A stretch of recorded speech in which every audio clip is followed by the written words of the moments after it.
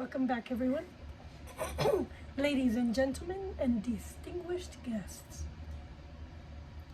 Tonight, I want to take you on a journey through time to a Cuba that existed before turbulent eras of Castro and Batista. A Cuba that was harmonious, that was a harmonious blend of two vibrant cultures, Afro-Spanish, where the saying was revueltos pero no mezclados, a beautiful metaphor for the rich tapestry of traditions that existed on a vibrant island. Cuban culture was a perfect 50-50 blend of its Afro-Spanish roots, a unique fusion where both heritages were celebrated and respected, while the Cuban people maintained their distinct religious identities of Santeria from Africa and Catholicism from Spain. They understood the values of coexistence. Neither side wished to mix their faith, but they cherished the diversity and the beautiful rhymes of life that this duality brought. Imagine a Cuba where the beats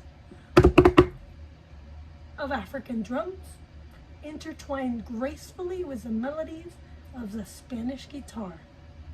A place where the flavors of Spanish cuisine met the exotic spices of African cooking.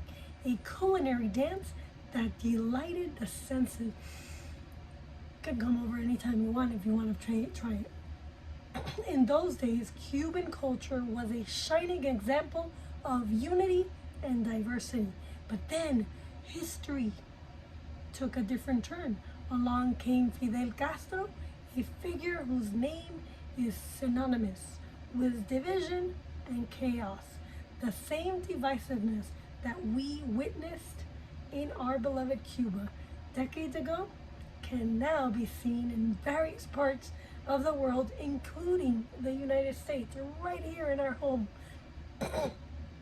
Much like Castro pitted Cubans against each other,